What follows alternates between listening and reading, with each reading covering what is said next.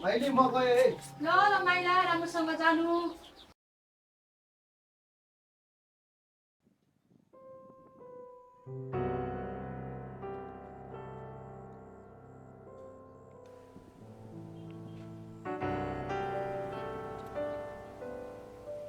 Mummy के मल लायो बाख्राको सुँगुरको के मल आज यसपालि लसुनमा लसुन रोप्दा सुँगुरको बाख्राको मल लाएर रोपेको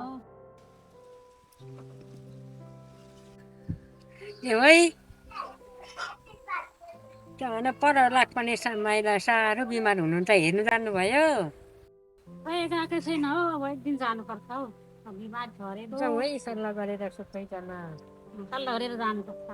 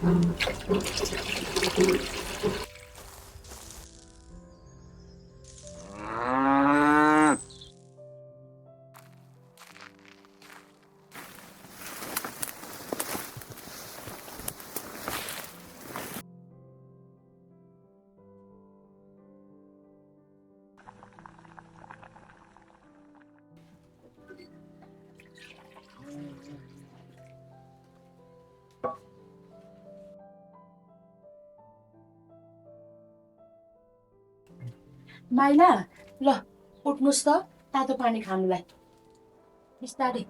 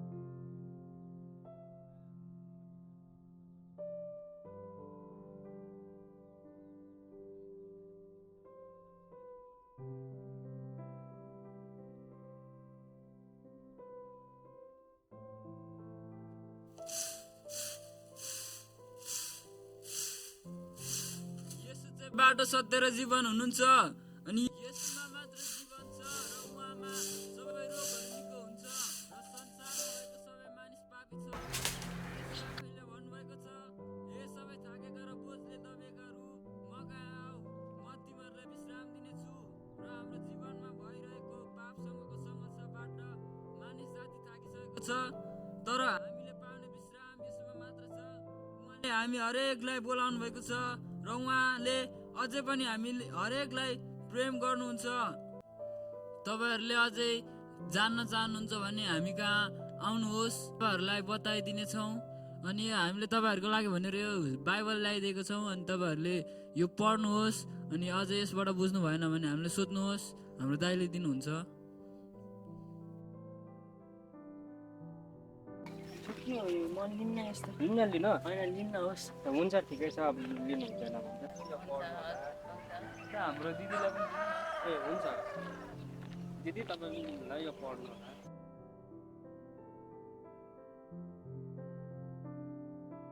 भाइ अघि तपाईँले भर्खरै त्यहाँनिर यसोमा सबै रोगहरू निको हुन्छ भनेर भन्दै हुन्थ्यो, के होला त्यो? अनि यसोमा विश्वास गरे पछाडि चाहिँ सबै कुरा सम्मत हुन्छ भन्दै हुन्थ्यो, के यो साँचो हो? हजुर दिदी तपाईँले एकदम सही कुरा सुन्नुभयो। येशू ख्रिस्टमा चाहिँ चङ्गाइ र छुटकारा छ। ए त्यसो भए मेरो श्रीमान पनि धेरै दिन बिमारी हुनुभएको, निकै हुनुभएको छैन, तपाईँहरूले निको बनाइदिनुहोस् न त। दिदी निको बनाउनु हुने चाहिँ परमेश्वर हुनुहुन्छ। अनि यदि तपाईँले उहाँमा विश्वास गर्नुहुन्छ भने तपाईँको श्रीमानको रोग चाहिँ निको हुनेछ। अनि यदि तपाईँले इच्छा गर्नुहुन्छ भने हामी तपाईँको श्रीमानको निम्ति हामी प्रार्थना गरिदिन्छौँ। ए त्यसो भए त उहाँ निको हुनुहुन्छ भने त लु गरिदिनुहोस् न, लु आउनुहोस्, मेरो श्रीमान भित्रै हुनुहुन्छ, आउनुहोस्।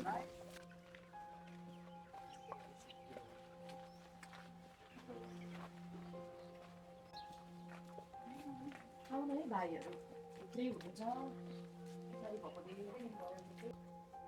भाइहरू, माइला सुन्नुहोस् त, भाइहरू आउनुभएको रहेछ, तपाईँको लागि प्रार्थना गरिदिनु हुने अरे, अनि तपाईँ निको हुनुहुन्छ अरे। भाइहरू भाइहरू चाहिँ को हुनुहुन्छ, कहाँबाट आउनुभएको? हामीहरू चाहिँ क्रिस्चियन हो। अनि हामी चाहिँ यसुको बारेमा सुसमाचार सुनाउँदै हिँडेको। अनि हामी चाहिँ थाहा पायौँ कि तपाईँ बिरामी हुनुहुन्छ भनेर। अनि हामी चाहिँ प्रार्थना गरिकन आएको। अनि यसुमा चाहिँ सबै रोगहरू सँगै हुन्छ, छुटकारा हुन्छ, निको हुन्छ। प्रार्थना गर्दा निको हुन्छ र त्यत्रो डक्टर कहाँ गइयो, धामी झाँक्री गर्नु सबै कुराहरू गरिसक्यो हामीले, थाकिसक्यो हामीले। मलाई चाहिँ केही जस्तो लाग्दैछ। होइन माइला, त्यस्तो नभन्नु न, प्रार्थना गर्दा निको हुन्छ भने किन नगर्ने र एकपल्ट गरौँ न। ठिकै छ नि त, त्यसो भने प्रार्थना गरिदिनुहोस् त।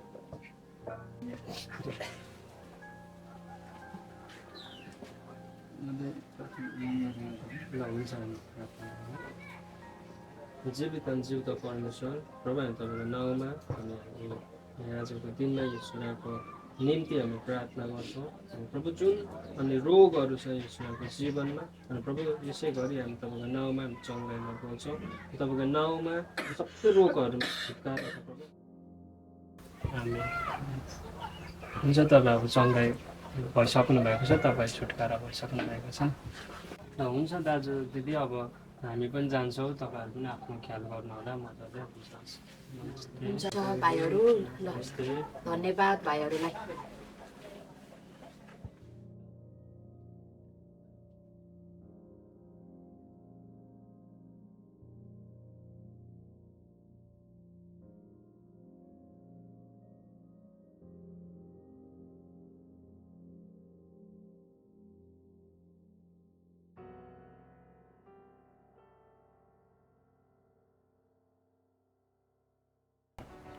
ल यो घरमा त अस्ति हामीले प्रार्थना गरेर एकचोटि बुझ्नुपर्छ होला हौ। हुन्छ भाइ, जाउँ न एकचोटि।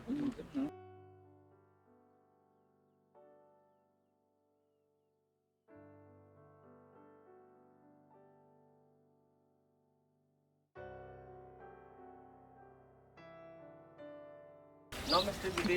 भाइहरू अनि दाजुको अवस्था चाहिँ कस्तो छ? भाइहरू अहिले दाजु त पहिलाको भन्दा निकै राम्रो हुनुभएको छ नि। ल भाइहरू आउनुहोस् न, यहाँ मुढामा बसौँ त, बाहिरै बाहिर पो भयो त, आउनुहोस् त। माइला, यहाँ बाहिर निस्किनुहोस् त, अस्तिको भाइहरू आउनुभएको छ।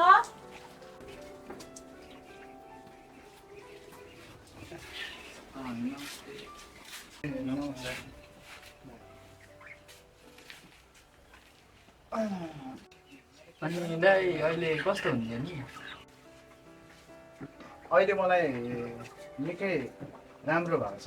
तपाईँहरूले प्रार्थना गरिदिनु भए पछाडि अहिले मलाई धेरै सन्चो छ। अनि दिदी अस्ति त्यो हामीले लिएको किताब पढ्नु भएन? भाइ पढ्नु त पऱ्यो, तर मैले केही पनि बुझिनँ।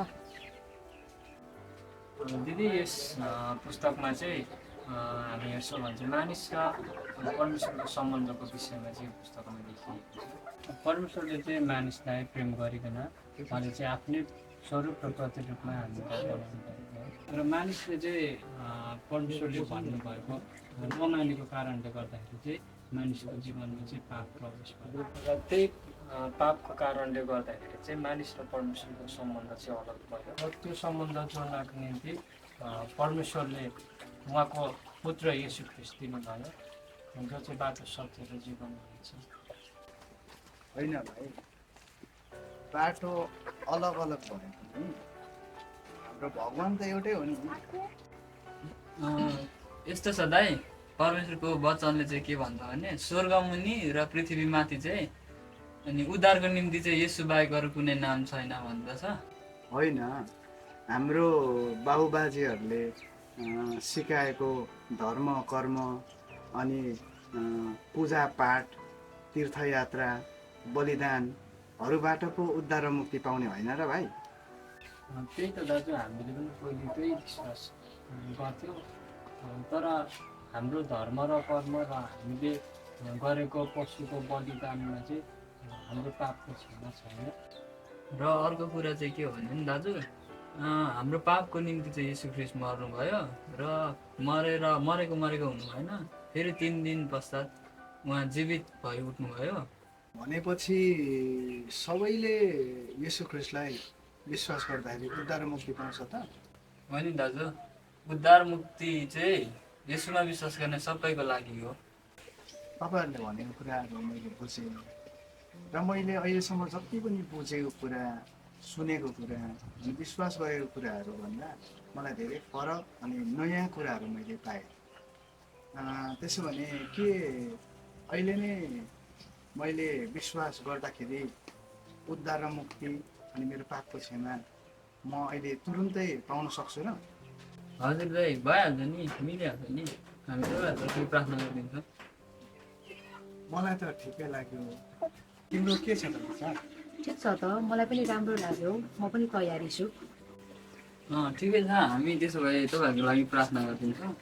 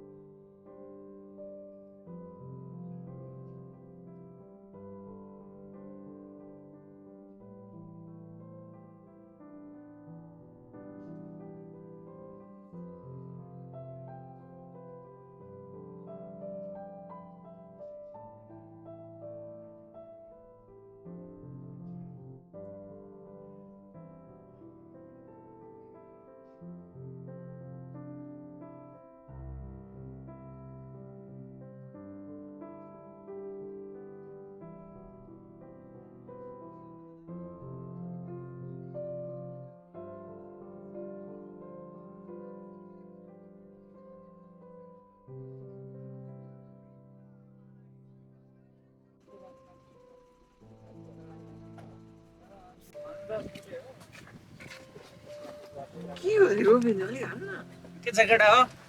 ल भर्खर आएको त? ल के हो यस्तो अनि? अलिक बोला बेलामा आऊ न तिमी, के भएको? गुमा 3 ठाउँ चना चिउरा बनाइदिनु ल।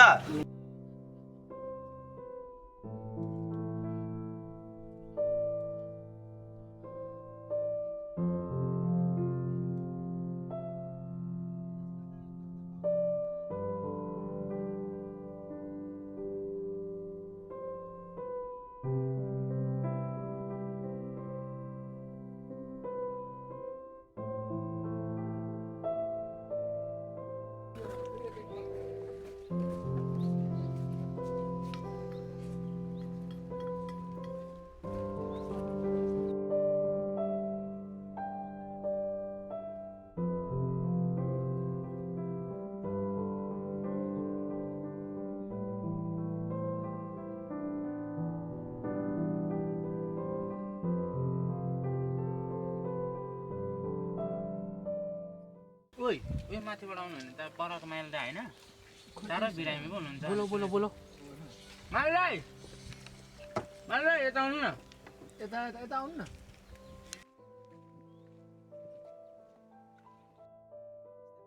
हेलो, के छ खबर? भाइहरूको ल बसेर भाइहरूसँग बातचितहरू गरौँ। अनि दाजु, तपाईँ त बिरामी, साह्रो बिरामी हुनुहुन्छ भन्ने सुनेको थिएँ त। हो नि भाइ, यो पटक त बिरामीले थालै पार्यो नि मलाई, गाह्रै बनायो। एकदमै साह्रो भइरहेको थियो मलाई। त्यहाँदेखि गाउँको माथिबाट दुईजना भाइहरू आउनु भएको थियो, अनि उनीहरूले आएर प्रार्थना गरिदिन्छु भनेर भन्नुभयो। मलाई त विश्वास लागेको थिएन। अनि यसुको नाममा सबै कुरा सम्भव छ, निको हुन्छ भनेर आएर त्यो दुईजना भाइहरूले प्रार्थना गरिदिनु भयो। त्यो गरे पछाडि चाहिँ म निको भएँ भाइ। थेट दाइ प्रार्थना गरेर पनि निको हुन्छ र? हो नि भाइ, प्रार्थना गरेर निको हुन्छ र भन्ने खालको मलाई पनि त्यस्तै लाग्थ्यो सुरुमा, पत्याएको थिइनँ मैले। तर जति बेला उनीहरूले प्रार्थना गरिदिए मेरो लागि, त्यसको पछि त म पुरै निको भएँ। उसलाई विश्वास पनि गरेँ, हामी दुईजनाले नै विश्वास गऱ्यौँ परिवारमा। अनि अहिले चाहिँ हामी सङ्गतिबाट अहिले आउँदैछौँ। ए दाइ धर्म परिवर्तन गर्नु भयो? त्यस्तो रहेछ भाइ, धर्म परिवर्तन भन्दा पनि येशू ख्रीष्टलाई विश्वास गर्नु चाहिँ धर्म परिवर्तन होइन, तर जीवनको परिवर्तन रहेछ। मलाई पनि पहिले क्रिस्चियन चाहिँ धर्म जस्तो लाग्थ्यो, तर मैले अहिले बुझ्दैछु क्रिस्चियन येशू ख्रीष्टलाई विश्वास गर्नु चाहिँ धर्म परिवर्तन होइन, तर जीवनको परिवर्तन रहेछ। अनि जति पनि हामीले अगाडिदेखि पुरानो हाम्रो रीति अनुसार जति पनि गरिँदै गरेको पूजा पाठ, रुख बिरुवा, घाम जुन तारा, जति पनि हामीले पुज्दै आएको, हाम्रो पिता पुर्खाहरूलाई पुज्दै आएको जति पनि कुराहरू रहेछ, त्यो कुराहरू चाहिँ केही न एकदमै त्यो व्यर्थ रहेछ। संसारमा गरिने धर्म कर्महरूमा अनन्त जीवन छैन। अनन्त जीवन चाहिँ येशू ख्रीष्टमा मात्र छ, अनि उहाँलाई विश्वास गर्ने हरेकको निम्ति त्यो जीवन हो।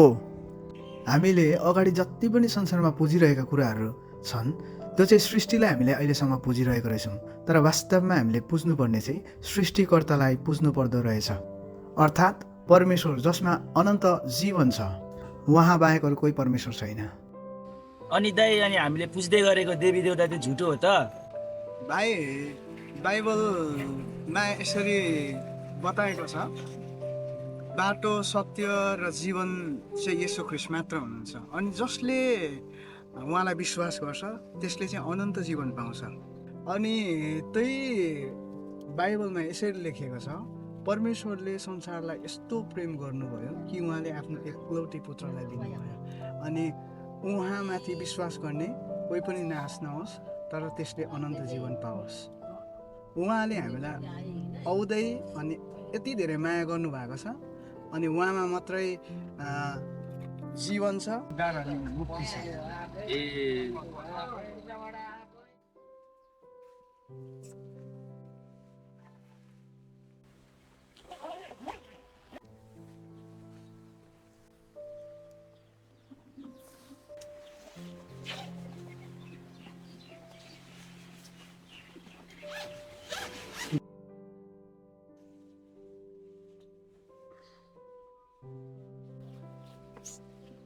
भाइले म गएँ है। ल माइला, राम्रोसँग जानु।